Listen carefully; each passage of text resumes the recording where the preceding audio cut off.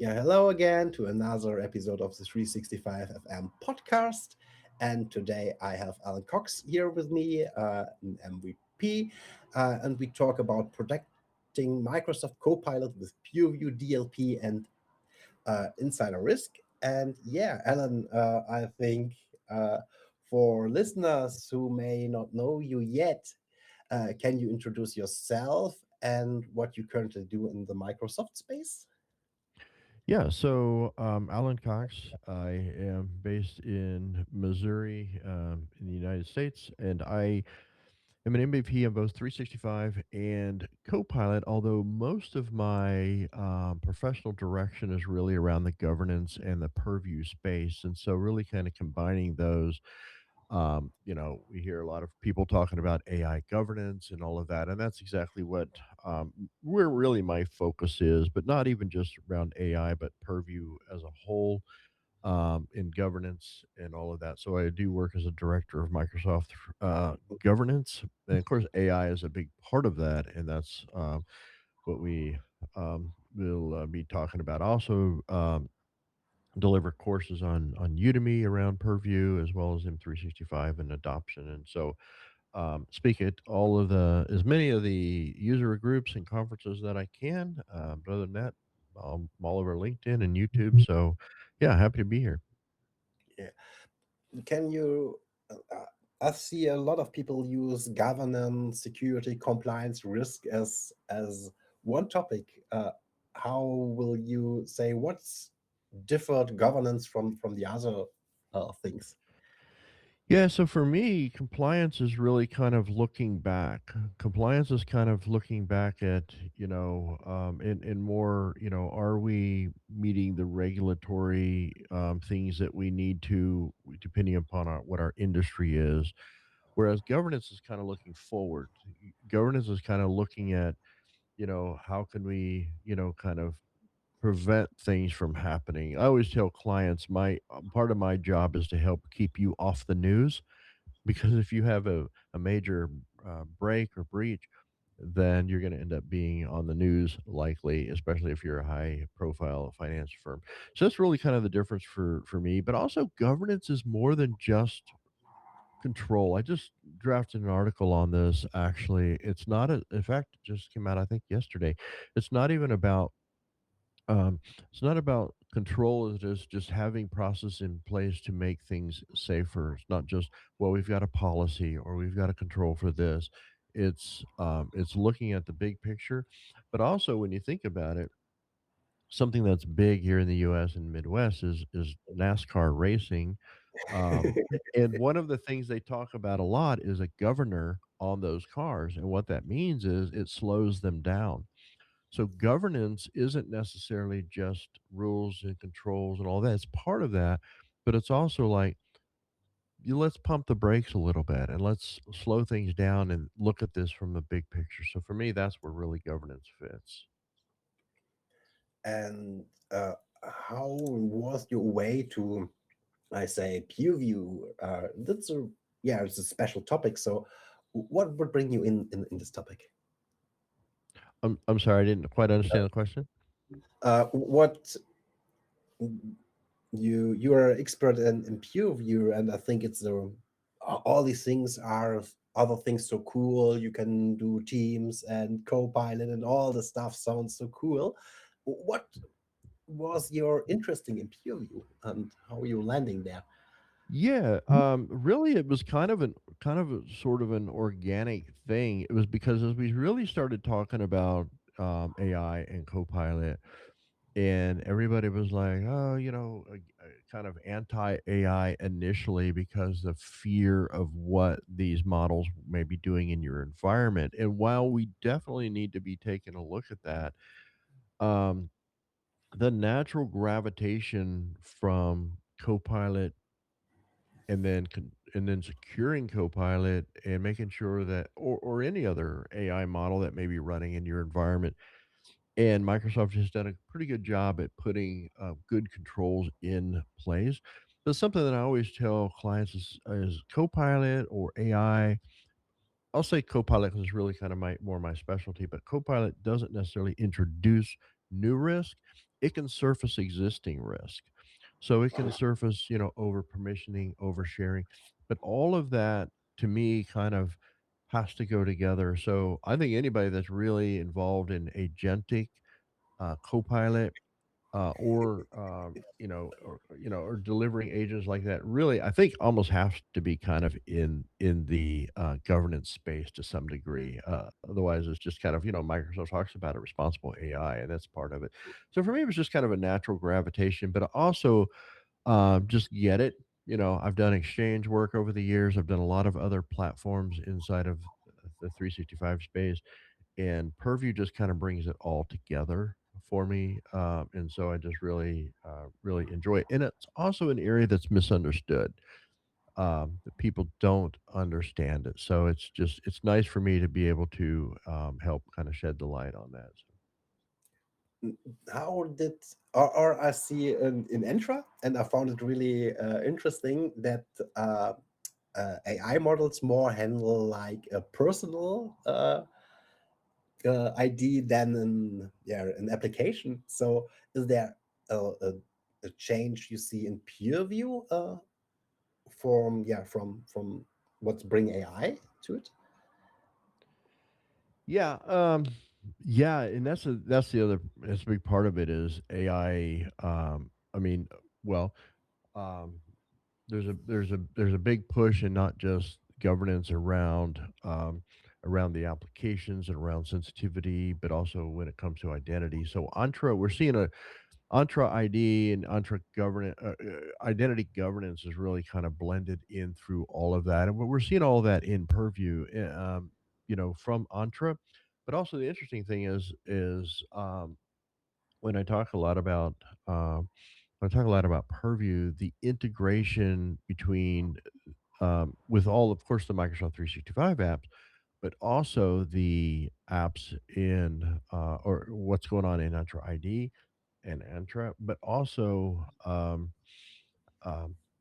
but also the identity governance and defender space as well, because they really are merging a lot of that together. For example, a lot of the alerts that you configure that for DLP or for insider risk and all of that um, shows up in Defender. So it's yeah. So it's definitely see um, a lot of the integration across other security platforms within 365. Um, Identity or insider risk is probably one of my favorite features because it just starts and it's expanding so much, it's touching so many things, and it is also one of those things that's hard to understand because it involves adaptive protection. It gets into conditional access. So, but it's nice to be able to, for me, to kind of get a hold of it and then be able to explain that to and present that to security admins or to compliance officers.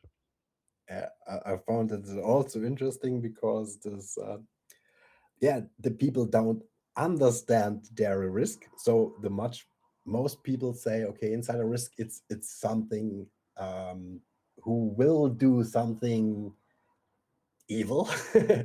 but I think 90% it's the people don't know they do anything evil. Right, exactly, and that is really where insider risk. I mean, a lot of people. The truth is, most of your risk comes from within, and so and and a lot of it is, just good intent, like you said. It's not necessarily people that are malicious or trying to do harm, but they just don't know. And like I always tell people, I'm trying to protect you from yourself, basically, because people can make mistakes, but even if they're kind of, especially Copilot, if they're kind of poking around a little bit, asking some questions. Well, now we've got insider risk that can surface and say, well, okay, if somebody's asking about some things that may be of sensitive in nature. And so we've got that. And then, of course, it kind of spawns into, communication compliance, DSPM, and all of these other solutions within Purview start firing up too that you may have configured. And so It's just really, even within Purview, a lot of that is tightly integrated, which is one of the things that Insider Risk does. It really sends signals to a lot of different areas within Purview and collects signals from those too. So, but yeah, a lot of people, I think the vast majority of inside risk is coming from a, non nefarious sort of intent. So, And was there a particular customer scenario or security incident that changed how you think about AI governance, or was this naturally uh, flow to the topic? yeah, I think it was mostly natural, but we do, I do look. I mean, because you can go in and you can look at the Activity Explorer, the Explorer, and you can, with appropriate permissions, of course, you can see some of the prompts that are actually, put in there, and of course, you can set up the alerts to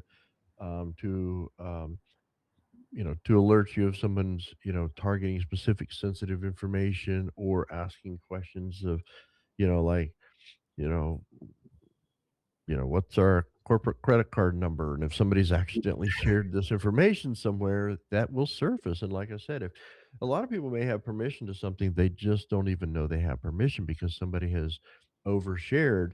Doesn't mean they necessarily got an email saying that they've been given access. They could just be given access, and then Copilot can surface that.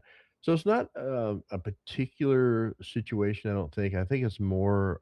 Although we do run across those situations, but most of the time I'm brought in to kind of look at their permission and sharing models and how that is, because that's the end of the day, it comes down to data. What are you doing with your data? So whether you're a highly regulated organization that has, either FedRAMP, High Trust, or HIPAA, or SEC compliance regulatory, it comes down to what are you doing with your data? That's what they're looking at. And so anytime we're doing a Copilot readiness assessment, the biggest one of the biggest things that I'm going to look at is, well, who has access to what? And I'll ask the client, do you know who has access to every bit of information in your environment? And if you don't, then maybe we need to, take a look at that. So, and of course, nobody does. So the end of the day is, that's where we need to put in some of these safeguards and controls.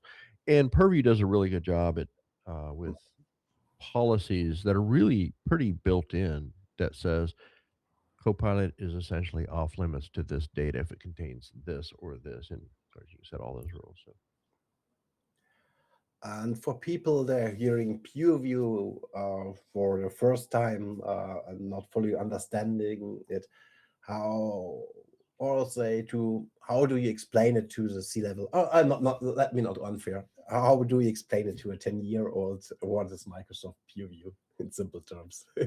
yeah, it's really purview. Purview is really comes down to data protection, mostly internally. I find, whereas the defender, the security side, is more, perimeter, outside, generally speaking. So the way I explain it is that Purview, the name Purview, and it's Microsoft name game, right? So it's the name Purview just really means things that are brought into focus, and so it's so so and that's what it's doing. It's putting a spotlight on things that might have normally have been kind of hidden or under the curtains a bit. However, it comes from the old compliance portal, so it's basically, you know, I think of I explain Purview to three things. I don't talk about, if I'm talking just to somebody that doesn't understand Purview, I'm not going to talk about insider risk. I'm going to talk about data loss prevention, who's sharing what, and what information is leaving your organization. That's data loss prevention or data leak prevention, depending on how, who's saying it. Then retention. How long do you have to keep data? That's important. And then labels and classification. Should your sensitive information have a watermark on it or be prevented from sharing externally or whatever control you want to set on it? But identifying this data set has sensitive information. Um, so really, the easiest in a nutshell, it's a protection of your data from overexposure. That's in a nutshell. That's really what Purview is. All those tools just help do that and prevent that, whether it's um, conversations or whether it's actual actions like sharing or permissions. So. Um, so w- when we think about Purview, what role will it plays, or how have the role changed since we have this topic AI governance? I think it's really new from, I don't know, for 3 years to now, and a little bit in the future. What did you see? Yeah, well, first of all, I've always told folks prior to the announcement of E7, I always said that I think Microsoft is going to go to almost a purely agentic form of Copilot that will be paid for, and then anything that the end user would use for productivity, summarizations, writing emails, those sort of things would kind of be baked into the free version because we're seeing that line get really blurry. But with E7, of course, I said all of that would happen, or Microsoft would come up with a new SKU that had all of that baked in, and that's exactly what they did. So, but you do have additional governance things there, and so I think Purview has really stepped up its game in the last few years to handle the influx of agents that are being released with Agent 365, being able to monitor and manage that. Um, DSPM to see what agents are being used, what sensitive information they're touching, activities from the end user. And then you've got, of course, insider risk, DLP. All of these have specific Copilot controls built into them today, and they didn't, just a few years ago, so we're definitely seeing a lot of that. um I think it's going to continue to grow. What I'd like to see is I'd like to see a single admin center for Copilot across the board instead of it's kind of scattered right now. That's what I'd like to see, and I think it'll happen. It's just, you go into the admin center and you've got Copilot, right? There's some controls there, and then you've got Agent 365, and then you got DSPM, and then you've got, it's just kind of a little scattered everywhere, hoping that at some point it'll kind of come together like a single dashboard. Yeah, I see. There, it's I see it on an event. It was I don't know what event it was. That's a software company, Rencore. They make also a governance solution, and they have built a governance tool for all the other things, and also for Copilot. It was really interesting to listen. I think, yeah, that's the admin center. It's, yeah, I think governance Well, yeah. was. Yeah, and I'm actually working with and doing some things with software company called eNow, and Yeah.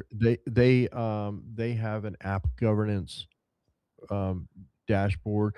One of the things historically that Purview was not good at, and I'll say even before Purview, when it was the compliance center, is that everything was kind of scattered everywhere and throughout. Whereas now we are seeing more of that unified dashboard, so we can go into the compliance manager, for example, and see a lot of, our compliance score. We can see, how many sensitive information items have been shared and moved and all that. So we're getting better, but but eNow has some really good dashboards integrated right into all of that to help monitor and manage the control of AI revolution as we're seeing it now. So that's something that I have hooked into my and they have an app governance that's new. That's really good. So anyway, so there are some good products out there. I will say this, and it brings up kind of a good point. Is I anytime I'm doing an evaluation on a client, I always look at what are they doing from a third party perspective.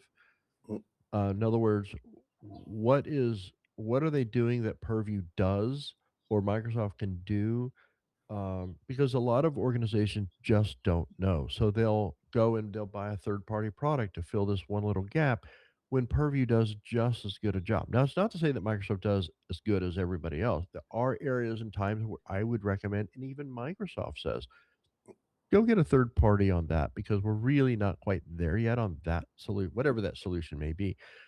So that is something that I look at.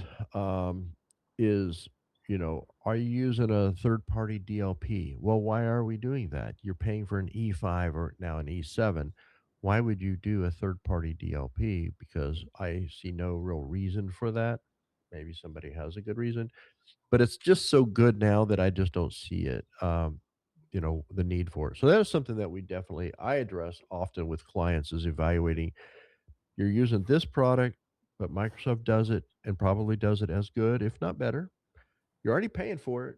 So, that's a conversation I have often. So, Yeah, I come from the data science, and I have Purview, yeah, treating a little bit like a data catalog. when I, so I think it's come became so powerful tool in the last, yeah, two, yeah. 2 years. It's so awesome and so interesting, and yeah, I think also you can do a lot of with Purview, and I think from my perspective that all the people say admin center here, admin center there. Um, yeah, I don't know if this is the right thinking or it's more, yeah, you can use Pureview for centralize this. This I Mhm. think that's a good advice. Um, I have looked a little bit. What are the hot topics in AI governance in the Microsoft space? And the yeah the buzzword I found out is DSPM for AI. um, Yeah. why is it becoming such a critical capability?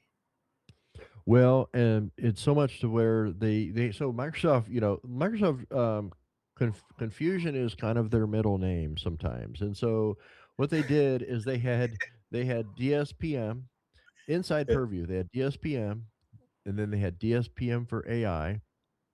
And then now they have DSPM Classic, DSPM AI Classic, and DSPM, the new one under preview. The classics are going to go away. So basically, what they've done is they've taken the old DSPM, Data Security Posture Management, and they've rolled it into one platform, and they've included the AI components that were in DSPM for AI. I think it's a good move, and it's the right thing. I like centralized dashboards and controls. What it does, what I really like about it, number one, is it has all of the literally the one or two click policy creation built into it. So, for example, if you want to limit AI from touching a particular sensitivity type, you literally can do a single click or one or two clicks. It says, you go into it, it'll be under the recommendations. And so you go there and you click and you create a policy and it creates a policy. And all it's doing is it's creating like a DLP policy in the DLP admin center, but it's doing it from DSPM for AI and it's just writing, it's just writing the policy in the background. You go over to DLP and there's the policy that you just created, but it's all can be all done from there, but it's focused on AI controls or Copilot specifically. But you can do, I mean, it's not just that. You can, any Chat GPT Enterprise that's in the environment or other AI tools. It's not just guarding and controlling Copilot. Now there are some licensing things that needs to happen there with pay as you go and so forth, right? So that's a different story. But it is it does make it really easy to see what's going on in your environment. What are agents that are out there, right? How often are the agents being used? What are they being used for? And even what are the prompts against those agents? If you have the right permissions, the admin can go in and see. So there's a lot of really cool tools there, and I go in there fairly often because it's changing a lot. And again, it's not fully baked yet, but it is. They are basically taking the DSPM and the DSPM for AI and kind of rolled it into one platform now, which is good. So I will a little bit stay in the AI usage and peer view. How do Purview discover and understand AI usage across our organization? Yeah, well, it is, it's definitely using, all of the API calls, and of course, anytime, anytime thing is being done, access inside of, inside of a 365 environment, um, it's logging all of this information that's happening, and so, it's interesting because when they announced at Build last year that when you have a Copilot for 365 license, that um, you get SharePoint SAM, SharePoint Advanced Management, and part of that, of course, includes additional governance pieces there. But one of the things that that I do like, and that is a restricted content. Basically, you can restrict SharePoint site from Copilot, so you can pretty much say Copilot's off limits on that SharePoint site. However, it's a tad misleading because it doesn't mean that Copilot can't touch it. It means that it doesn't discover it. But if the user's already been to that site, Copilot can still surface that information. So it's a little bit misleading. But so that was a great start. But what Purview has brought to the table with DSPM, uh, specifically DSPM, but even it's baked into DLP. You have DLP controls that says if it contain if I tag it with this label, or if I tag it with this sensitivity type, it's completely off limits. But basically it's it understands, of course it understands Copilot, and understands activities and AI activities that are happening against its um, applications and such within the environment. So Um, so when we think, or let me explain, what types of sensitive data are companies most worried about leaking, yeah, into AI tools, and which role plays labeling and classification in this part? yeah, it can really vary. It can really vary by industry. I mean, obviously, if you're, if you're a healthcare organization or a hospital clinic or something like that, of course, then HIPAA comes into play, and of course, you can do DLP policies based on that. But what I tend to like to do is I tend to like to combine them a little bit. So what I'll do is I'll do an auto labeling policy against a particular sensitivity type. I'm not a fan of letting the users apply the labels, so I like to do auto labeling, which of course does require an E5 or better. But so applying a label to a particular sensitivity type, and then using a either a DSPM policy, which writes basically a DLP policy that says if this label is attached to this, then Copilot's off limits. And it won't even summarize a document in there. I mean, it's completely off limits. Now, I the areas that folks are probably the most sensitive, it depends. I had an organization that were mostly PCI sensitivity type, right? So PCI and even magnetic stripe, which means you usually have to build a custom sensitivity type if you're doing a magnetic stripe, not just PCI. A hospital could be, you know, any kind of medical information, and then usually proximity. So it may not be, oh, this person's got this disease, but what's the proximity between the disease name and that person's name, right? So to put it together, that may be a situation there. Um, Financial institute. I'll tell you, you wanna know one of the biggest ones, especially in financial institutions that I'm finding is Teams meeting transcripts. That's probably the number one thing people are paranoid about is transcription and the AI notes from facilitator agent. That's probably the big. I've had more meetings with legal teams on those topics than any other area. Yeah, they're worried about credit cards and social security numbers and customer account data, but really those are the areas that I tend to see the most focus on right now. And and Purview has some really good solutions to help clean that up quickly, relatively quickly. If somebody's worried about that, even if there's a retention policy. So, and that's priority cleanup. That's it's in preview right now, but that shortens the life of a legal hold, and a retention policy overrides those. And I've used it, and that's a good way to give the lawyers a warm and fuzzy that you can clean up metadata from a meeting pretty quickly, even if it's under a litigation hold or under a retention policy. It's so good practical tips. But when we think, what's the first thing organizations should, yeah, do assess before enabling Copilot, or Copilot broadly, I say. Yeah, it really does come down to it really comes down to data. So I do an assessment. Of course, I do a technical assessment workshop, and it's really straight from Microsoft has it on their adoption site. Basically, if they're technically ready, right, the licensing and all of that. But from a practical standpoint, it's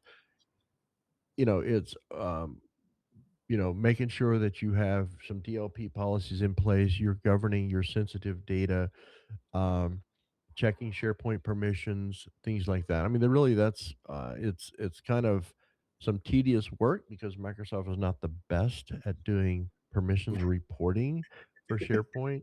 So sometimes some scripting may be involved, or some third-party products even, which you know, but um, yeah, it ultimately that's the first thing we start talking about is, what's your sharing policy look like, right? So if we're allowing anonymous access, if we're doing anyone links, right, then we might have a problem. We might need to scale that back just a little bit. Um, but even anyone links are not active until somebody's either it's shared through email or somebody's actually clicked on the link. It doesn't automatically give them rights, and it doesn't automatically give Copilot rights either. So it's just not as scary as it sounds.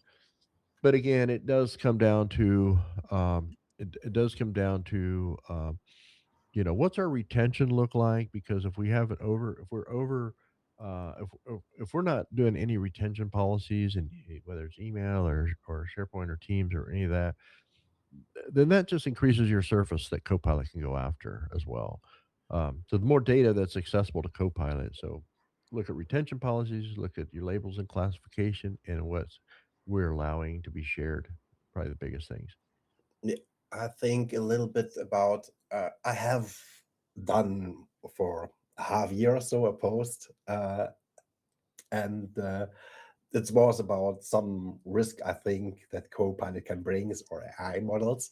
And then I get a comment: Copilot only shows users what you already have access to. And then I say, yeah, okay, that could be technically true, but I think if you have done your governance, compliance, and sensitivity labeling and so on, that then it would be yeah, Yeah. it's like, yeah, it's I don't know, it's like the sound, it would be come ill. What think you, is it dangerous to roll out Copilot, or is it, can every company do it? Um. Yeah. Yeah. It's I do like that I mean, bad actors are using AI as well, right? So we know that. I do like the fact that Microsoft is adding E5 to E5. They're adding the Copilot security to help automate some of those controls, and they're putting some agents. There's actually, I just noticed, even inside of Purview, there under Purview and under agents inside of Purview, you can go in and there you've got two new under preview triage agents. So they'll triage your insider risk and triage your DLP. These are outside of Copilot security. So they're and it's funny because we were talking about third party products earlier. I had a company tell me, "Yeah, we're developing a product that will go into Purview and do triage." I was, "Well, that's interesting because Microsoft's already got 2 of them." So, I mean, it's that kind of thing where people just don't know, and so they're spending a lot of time on products that Microsoft's way ahead of the game on some of that stuff. Um, so yeah, but yeah, it definitely, it comes down to, it comes down to, what's your data posture look like, what's your security posture look like. But I encourage every customer to um to to to pilot out Copilot and use it, because I'm telling you, it can absolutely save the average user if they understand how to use it. And I've done jump starts. I've developed jump start programs for companies to train their users. If they do it properly, then they can absolutely save a ton of time on their day. I probably save 3 hours a day almost easily. Just some of the writing and frameworks, that stuff that I need to put together, quick PowerPoint presentation. And of course, don't even, I mean, in Copilot co-work, I mean, that's just cherry on top right there. So, When we look a little bit, or I have a funny example. I work for a company and they have, yeah, the most using tools are SharePoint and Teams, or Teams. And I look a little bit about the data they generated, and the log file for Copilot was nearly so big, like all the data they stored in these both files. Think you that's it's a problem, or oversharing becomes a problem with it? So in Copilot or AI, like, yeah, I mean, oversharing definitely can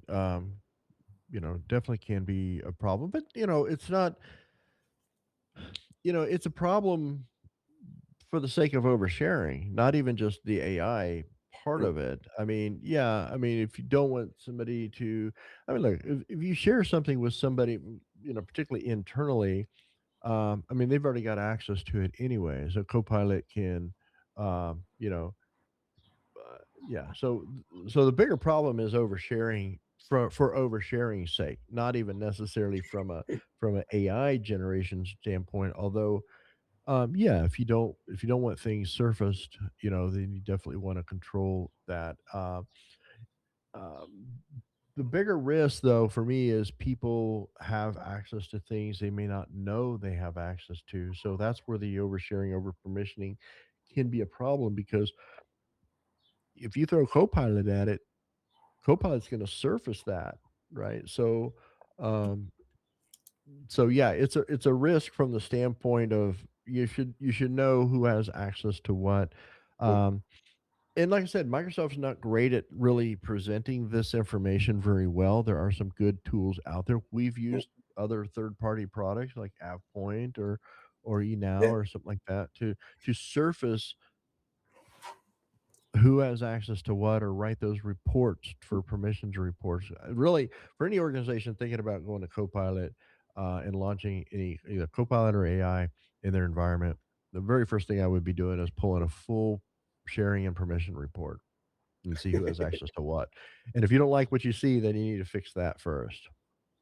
uh, uh, let's talk a little bit more about data loss prevention. Mhm. How does DLP evolve in AI first workplaces? Yeah, so now there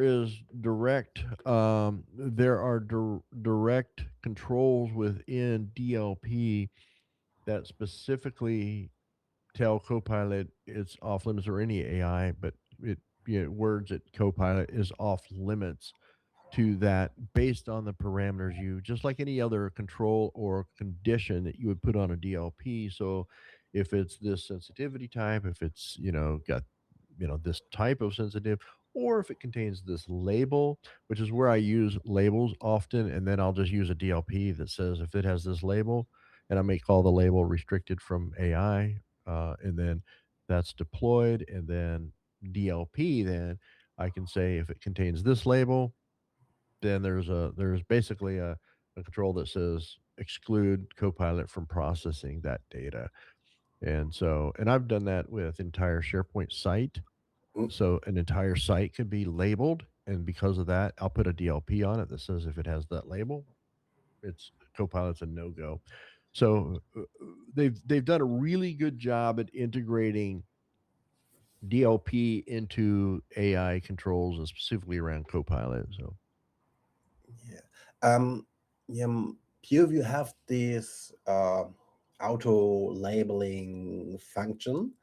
mhm. Um, can you a little bit explain this, especially when we look at AI prompts and responses? Yeah. So what I do is start with a label. Now, there's nothing particular special about this label. The label, you can create a label that has controls and permissions and watermarks and all of this. That's just standard traditional labeling. What I use a label for with respect to regarding restricting Copilot is I would create the label, and it can be any label, and just call it, and really that label has no controls over it, with built into it. It's just a label. It's just a tag, if you will. Then I'll go back and I'll create an auto label policy that basically that applies to every. It can apply to everybody. It does all of this, right? It's deployed. Boom, it's out there. But I'm going to apply it to maybe a particular SharePoint site, or maybe a particular sensitivity type. That's where the auto apply comes in. Then I'll go and I'll create a DLP policy. This is where you see this label, Copilot's off limits, and basically it restricts it. So essentially, that label shows up. Copilot says, "Oh, there's the label," and it will not process. It's just kind of, yeah, it's game over for that, if you will. So, and it works really well. I demo that live when I speak on securing Copilot, and considerations for security before you deploy Copilot.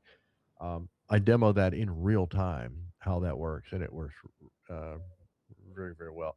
And of course, now with DSPM, you don't have to go to DLP to create the policy. You can just do it in a couple clicks, and it creates that same policy for you, but it's in DSPM now.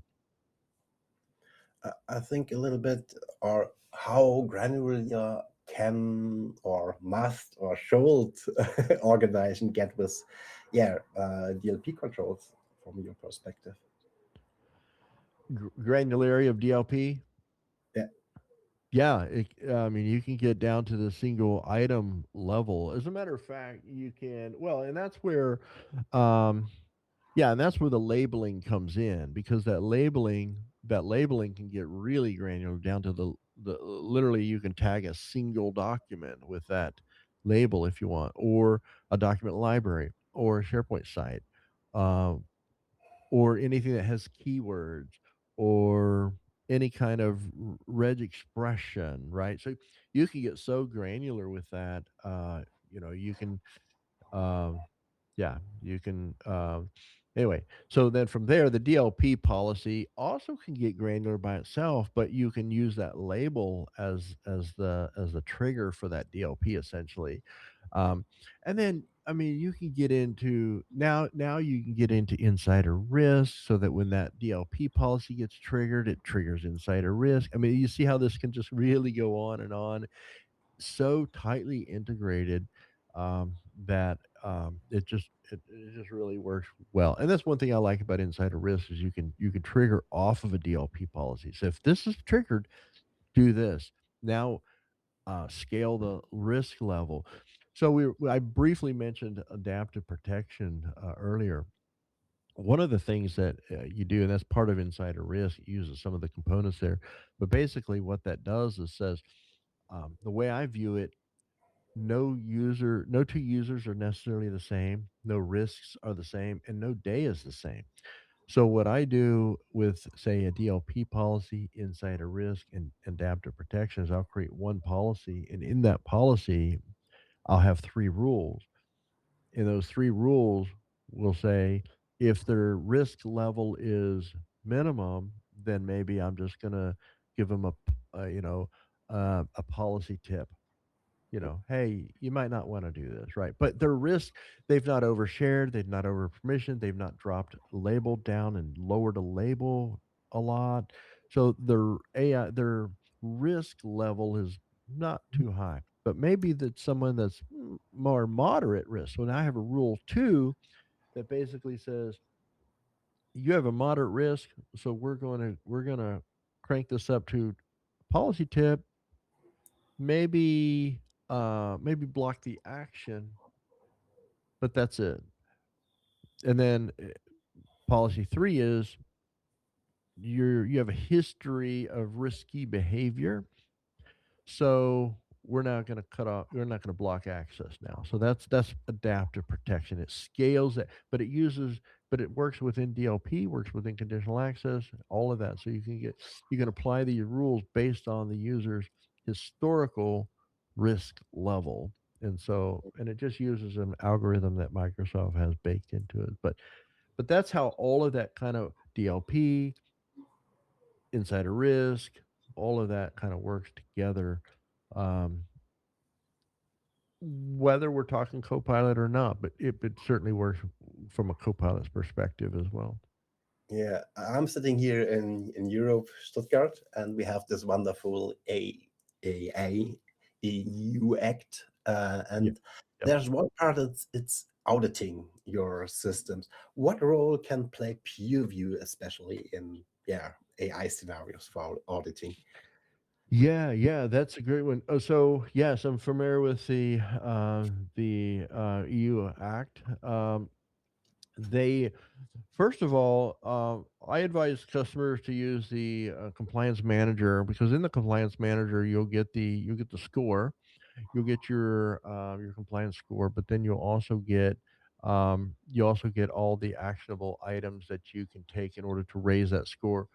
And even with the EU Act, and I've looked at it because I've talked about it when I did a session for Wales several years ago. Um, Wales, England, and in fact, a guy from there is actually who Microsoft employees who nominated me for my MVP. So that's uh, but it was but even that, it really comes down to it still comes down to data. How are you protecting the data, and how are you allowing it to traverse data center to data center and not, leave the EU boundary as they call it, right? So um but but yeah, the compliance manager really gives you those actionable items.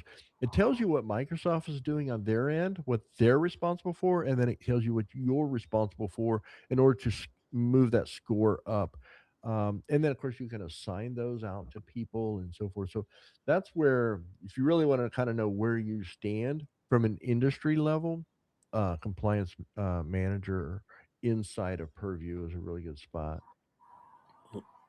And I like to come a little bit back about topic we have talk sometimes in this discussion it's insider risk, and I think it's this topic, it's old, I don't know, it's old, like I started in IT for 25 years. um, but why is why it's insider risk feeling especially relevant in the AI area, and why? I'm sorry, why is what? Why is it? Yeah, insider risk was I think it's a topic we have all the years in IT, but now we have this topic more on the, I say, on the tables in the management and so on. Did you know why we get this old topic now? Yeah, so prominent. Yeah, well, I think I mean, I think like I said, I think the biggest risk is from inside, whether it's lack of user understanding or it's, there's some maliciousness to that as well, but I think insider risk is so prominent. um and really, it's a big product, and so it's almost like Purview in itself. Purview is just a suite of solutions, right? And so Insider Risk is part of that, but Insider Risk also has several big components to it: adaptive protection. It integrates into communication compliance. It integrates into DSPM, um, conditional access, and DLP. And I mean, it's just kind of woven throughout its own solution. But I think that I, th- you know, zero trust, when we talk about zero trust model, is all about not trusting anybody. Assume everything is come from a bad source and don't believe anything you hear, right? That's pretty much what zero trust is. I always tell people zero trust is I don't even trust my grandma if she were to send me an email, right? I don't even trust it. So it's, you know, and I think that's where we kind of have to be because whether it's intentional or not, and I think most of the time it's not, but but I do think we, it is definitely an area that we need to focus on. An interesting thing we mentioned communication compliance. Communication compliance started out as supervision some years ago. Well, supervision was originally created to stop bullying in schools. That's what it was for. It was specifically for education, and it was to track conversations that could indicate there was some bullying going on in schools. And it worked out so well and it was successful that Microsoft moved it into communicate the compliance and security center under still under supervision, but expanded it a bit, and now it's communication compliance. It's essentially supposed to be at some point. I've heard that it's going to be rebranded to communication DLP because it's essentially what it is. It's tracking conversations in Teams and even text messages if you plug in the right hooks in there. But anyway, but a lot of things are coming back to communication compliance. A lot of policies are kind of integrated. Insider risk is no different. So And have we some new insider risk bring through generative AI or AI overall, or is it only an old topic with, I don't know, new color on? yeah, I mean, there's insider. So insider risk uses, if I understand the question, insider risk uses uses some algorithms sort of built in machine learning and AI built into insider risk. That's how it because it scales the risk level, and you can control some of that, but basically the recommendation is use Microsoft recommendation for its thresholds and all of that because it's basically using and I can't even tell you. I'm not even sure, but it's using some sort of AI built into it and machine learning. But look, Microsoft is not new to AI. It's been using AI for decades. Um, think about the focused mailbox, right? That's in Outlook. That is using some version of an AI to determine a mail that should be focused for you or mail that's maybe not so interesting to you, right? So that's kind of an AI the natural language calendaring in the classic Outlook. You can go and type, "I want this meeting to be on the third Wednesday of March of 27," and it'll know exactly what day that is. You could type that in the address field or in the date field. Can't do it in the new Outlook yet, but anyway, I always like that.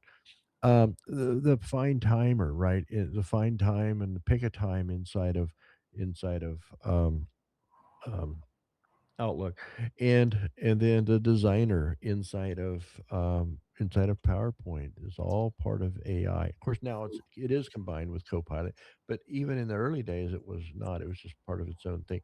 So it's nothing really new, and Insider Risk is pretty chock full of AI capabilities and machine learning. So. Awesome. This was really interesting. So now we come to my one of my favorite parts. It's the hot takes. And yeah, I have looked some headlines or discussions on LinkedIn, and there it's you can give a short answer.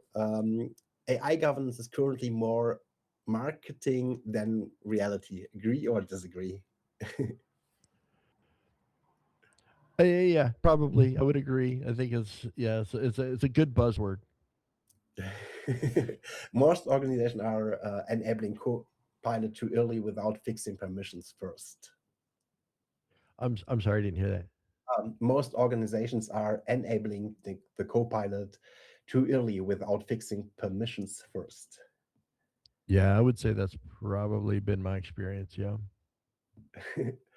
and sensitive labels are finally getting the attention they deserve years ago. Yes, for sure. um, and is there one Purview feature every company should enable or understand tomorrow? One purview feature that every organization should understand. I I would say labeling and classification.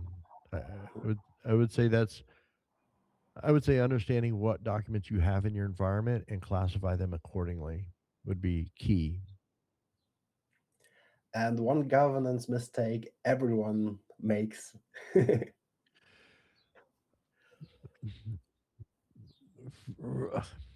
For me, I actually wrote an article on this called "Lockdown and Leaking Out." I think it's over tightening the environment because I think when you do that, you're forcing shadow IT. So when you just have controls, if you don't, so to summarize, I would say not thinking through what they're trying to do rather than just control, then you're going to force people to do the wrong thing. Yeah. Next question. And before I say, I do the 365 Net conference, but what's your favorite Microsoft conference? Oh, Microsoft concept would be Ignite public conference. My favorite actual conference that I'm involved in is the MVP Summit because it's just a great time for all of the MVPs to get together and share and learn new things that are around the corner. It's all under NDA, so we can't really talk about it. Other than it's a great time. But honestly, beyond that, I really enjoy just getting together with community conferences as well, and I speak at a lot of those. I'm actually speaking at two of them next month. So, really enjoy the just the community conferences, TechCon, and some of those as well. Awesome. Where can people follow your work, sessions, and content best? Yeah, so you can look me up on YouTube. I just finished a four-part series on privileged identity management. So I did a four-part series on that. That's on YouTube. I think it's just Alan Cox MVP on YouTube, and then of course LinkedIn as well. Alan Cox MVP there, and I do a weekly newsletter there where it's kind of my digital 365 digest, more written article newsletter, and then the YouTube is more of course video content. So yep. Yeah, then yeah, I can say we put all the links in the show notes for the people. And yeah, so a final advice for, I don't know, for the listeners, you can give, or what is the key point they should take away from this session today? Yeah, I think the main thing is don't be afraid of purview, and don't be afraid of governance. And look at it from a not from a control standpoint or just, well, we got a policy because we have to have policies, but what are we actually trying to achieve? What's the real goal? My summary when it comes to governance is make it easy for the user to do the right thing. Because if you make things too hard and too complicated and too many controls, they're going to go outside the confines of your boundary, your security bubble, and they're going to introduce shadow IT. And that's where the risk really lies. Yeah, awesome. So then I say thank you for spending nearly an hour with me here and Yeah, all the yeah. insights you have shared. And yeah, I think the people should watch your channels, especially I like your YouTube channel. And yeah, so thank you so much for your time. Yeah, appreciate it. Thank you.